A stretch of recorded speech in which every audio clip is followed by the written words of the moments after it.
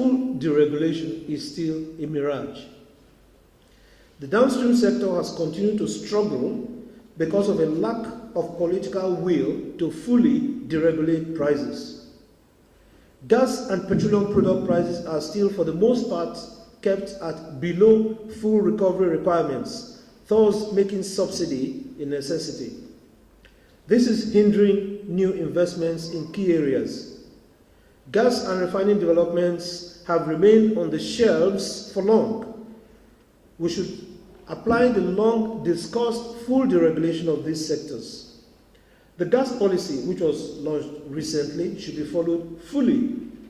Complete cost recovery should be the basis for setting prices, and this should be market-driven. I propose a differential gas pricing regime which should be based on the ability to pay. Thus, high demand and income industries, for example, cement and petrochemical manufacturers, should pay higher tariffs than domestic power consumers, but everyone should pay. Currently, it is estimated that maybe up to 50% of electricity consumers in this country don't pay for the electricity which they consume, and that has held back gas development. The multi-year tariff structure should be followed to the letter with a target date for full removal of subsidies. The regulatory organs should function as price intelligence and consumer protection agencies rather than price setters.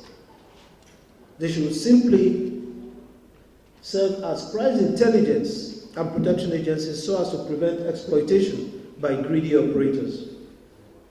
The midstream refining sector has not seen any new investments because the current price controls on PMS prices do not encourage entrants.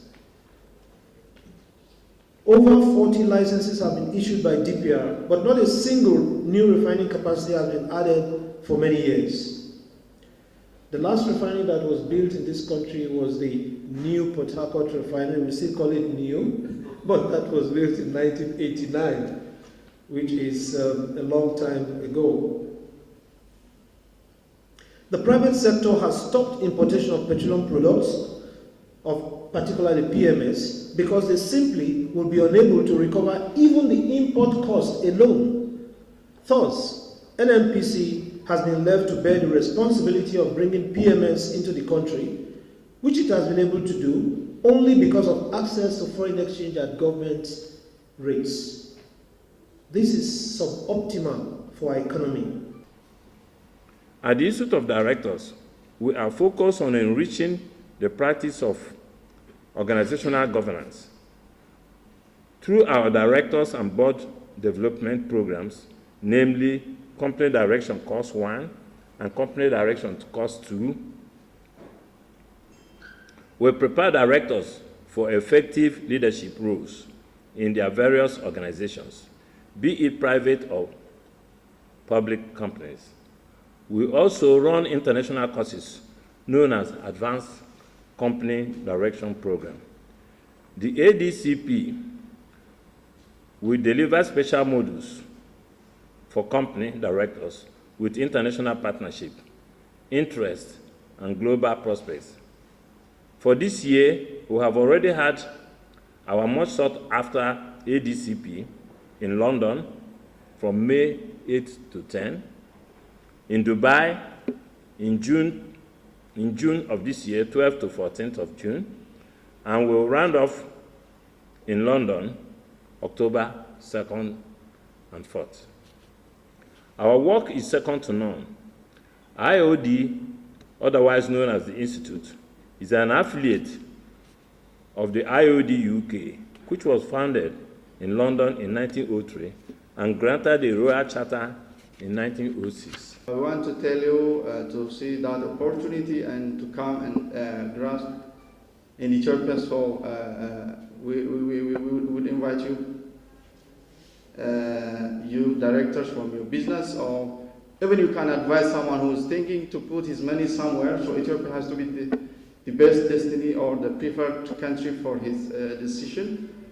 That's what I want to say. The reason is the government is highly determined to boost the economy of the country, and the area where the government is doing a lot to encourage investors to come to Ethiopia is like transportation sector is one area where the government is putting serious attention, especially railway, and the power sector is one area where the government is doing good job. The other one is the government is building a lot of industrial parks so that any investor who is interested to come to Ethiopia without spending his time, he can come and do any product which you want to do. So the environment looks very, very good. So we'll encourage any interested to come to Ethiopia. Those of directors from maybe government office, maybe we can share the best experience what you are having as you are doing right now from your good experience of corporate governance. Maybe you can support us and we can share what are doing good job here.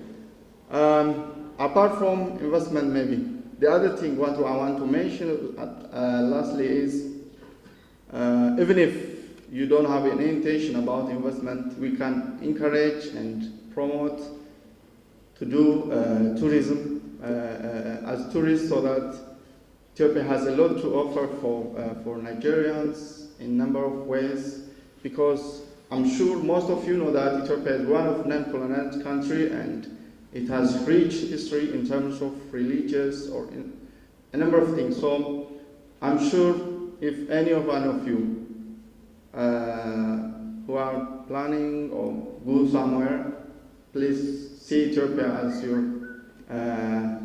investment destination country. So you will enjoy a lot. In this regard, Ethiopian Airlines is always have many connections. Probably we have right now about 5 destinations which we recently opened in Kaduna. So